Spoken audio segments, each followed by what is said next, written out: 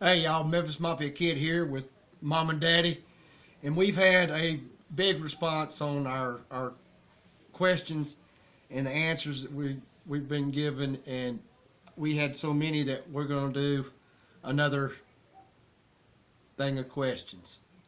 We're gonna make a stab at it anyway. We're gonna try. Oh, we ain't gonna do it. First question: was Elvis's hair blonde when he was younger? I would say more. Now when it was, little Little bitty. 2 up to about 5 or 6, it was more blonde. But then as he got older, it was more of a brown color. Light Light brown. Yeah, and of course, in his natural color was like in Love Me Tender. He didn't have his hair dyed at that time, so that was the color of his hair. Yeah. So I mean, you could say blonde. A lot of people has said blonde. Brownish A lot of them blonde. said brown. Light brown, blonde. Okay, this next question, and I know there's I wasn't through. you wasn't. Well, I No, cut you I off. was- This next Yes, you question, were. I know there's Oh, you there's a threw. million of these, but maybe you could touch on one or two of the funniest ones.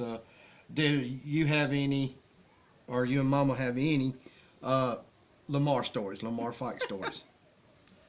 Millions. I mean, millions.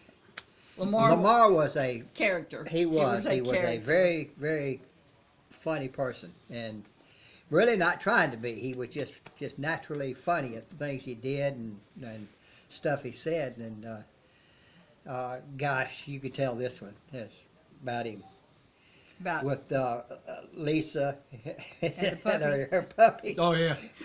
okay. Yeah. We were getting ready to leave, and I can't remember where we were going to go, but all of us were sitting around the dining room table playing cards, and Elvis was upstairs getting ready, and Lamar came through, and the swinging door coming into the dining room from the kitchen, and Lamar came through, and Lisa was in there with her new puppy, and for some reason the puppy yelped out, and I think the door actually. the door swinging something may happened have to hit it. but Didn't really hurt it. It just kinda squeaked hollered out. out And she said, Lamar, you stepped on my puppy." And he said, "I did not step on your puppy." And she said, "You did too." And he said, I didn't step on your dog, okay?" And she said, "I'm gonna go tell my daddy you stepped on my puppy." And he said, "Well, go on. So I don't care. Go ahead, go on upstairs and tell him. See if I care." So she went running up the steps, and we were all sitting around. Lamar said, "Well, if he calls and tells me or says anything to me, I'm going to just tell him this, that, and the other." And about that time, the intercom rang.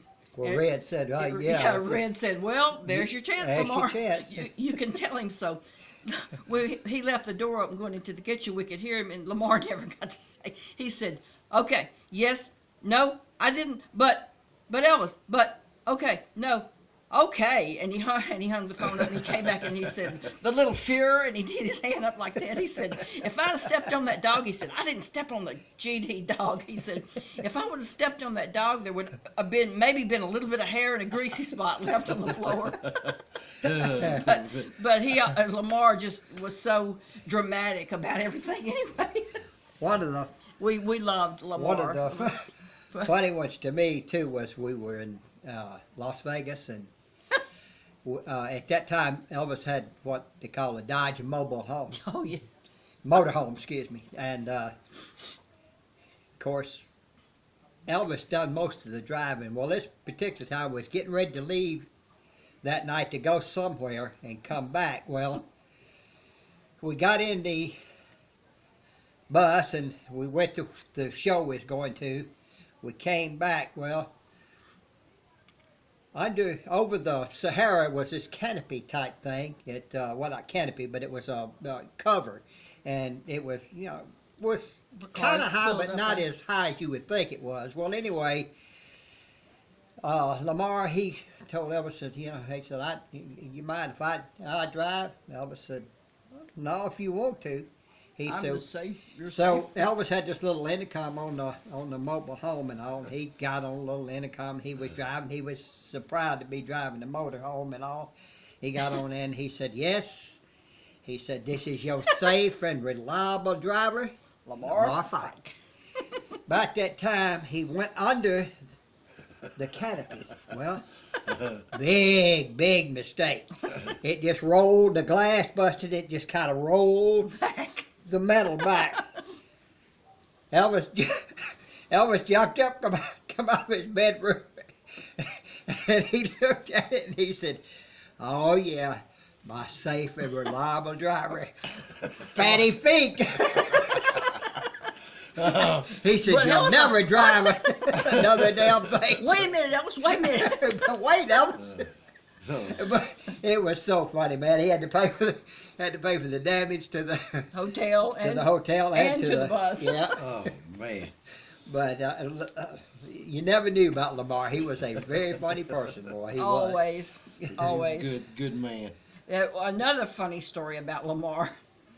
Tell about the one where he had eaten the escargot. No, you tell that. Yeah. Anyway, was in the limousine, and we were coming back from someplace, and Lamar was in the limousine riding back, and Elvis kept saying, "What is that god awful smell?" You know, everybody was looking around, going, "What is it? What is it?" And he kept saying, "God, what is that? I can't stand it." And about that time, Lamar said something. He said, "Okay," and he stopped the limousine. Elvis was driving. He stopped. He said, "Okay, that's it." He said, "Get your ass out, Lamar." And Lamar said, "What did I do?" He said, "What in the hell did you eat?" And Lamar said, "Well, it's just a little garlic." And he said, "A little? My, you know what?" He said, "Get out." He said, "You can catch a ride home. You're not riding with me. I'm not smelling that all the way back to Graceland." So Lamar went, "God, I can't believe you're putting me out." But he did. He put him out, and Lamar caught the car behind us, coming on in. All right, that makes me laugh. The next question is, Daddy, when you and Elvis were little, I guess living in Tupelo, around Tupelo, did y'all have any favorite meals? All of them. Every one that was served was the best. Lucky to be eating. Well, Yeah, no, not especially. I mean, we had bologna sandwiches a lot, and crackers and cheese like any other normal family at that time. Southern normal family. Poor Southern family. Back then, if you had a half a pound of ground round, boy, you'd kill for it. So, especially y'all's favorite turnip greens. You had some of those. Oh man, yes. But fried chicken, stuff like that was was a extra special meal if we had that, and of course vegetables out of my garden, whatever. But I can't remember anything just outstanding at that time. Just to eat. Just to eat was a good thing. Was good for us. There you go. Yeah. All right, the next question is, did Elvis and you on the Smith side have Cherokee ancestry? Oh, hell, I know Elvis did, because he stayed on the warpath about half the time. Yeah, we did. Your my great-great-great-grandmother was Mourning Dove White, and she was a full-blooded Cherokee, and of course it was, passed down. It was your daddy and Elvis's grandmother. Grandmother, yeah. But she looked a lot in her picture like Gladys to she me. Did. She looked. She did. She resembled Aunt Gladys a whole lot. But we did have some Cherokee Indian blood in us. And you still do. The next question, and actually we've had several on this question in different ways, but maybe you can shed a little light on it. Why did Elvis always shoot out TVs? Most of the time because he wanted to. He wanted to, yeah. It was something to do. It varied from a lot of different things. I mean, it might be something he saw on TV, or it might be something that had been bothering him. You just never, a lot of times you had to wait a little later till Elvis kind of went through whatever was bothering him, and then he would tell you. I mean, he could have been, mad at somebody or something that happened, and he would just Frustration. Yeah, and he would take it out on, he shot several TVs. Now, An ice maker. a lot of times I found it funny. I mean, in a way, because of just the way he was. He responded quickly. If something was bothering him, it was take the gun, boom, right then and there, and he never never thought about it twice. One of the funniest things that I remember was in later years, and this happened in about 1975. I had gone to across the street to fill the car up with gas, just in case he wanted to go somewhere. Well, when I come back and went through the front door, I just stopped and looked up, and there was the chandelier up there. In the entry hall, the chandelier. And all around that chandelier was like a fountain that had been turned upside down. Water was running all down it, boy. I mean, and it was pretty. What you talking about? And I thought, what in the world has happened? So I eased on upstairs. But when I got up there, Elvis, his jawbone was sticking out. I thought, he's mad about something. I don't know what it is. Well, I said, look, man, there's a busted pipe here somewhere. He said, yeah. He said, I know. I said, well, what is it, man? It's running all over the chandelier and on the carpet downstairs. He said, oh, it's that damn black commode in there. He said, it ain't worth a damn. He said, it wouldn't stop running. He said, so I give it a proper, I give it a proper, cleaning, as you might say. So I went in there, sure enough, boy, it was parts of the commode laid all over the place.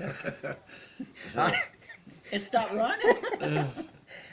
No, it did, yeah, but I had to Turn reach the over and water turn that water off on the back of it. But boy, you just didn't know with That him. was just Elvis. It was. He had gotten mad about something, but just that, and that was because of the commode wouldn't stop running, which was an easy fix if it had just had somebody, but he didn't have the time to have anybody come out and fix it. He eliminated the problem himself. He fixed it easy, He didn't he? fixed it. He fixed it. But he was a character, boy, he was, and gosh, made life interesting. Very, very fun. Never a dull Never a moment. dull moment. Never. And with that, Hello! How the heck are you? and with that, I guess we always always live live Elvis and in come one of our friends. Yeah.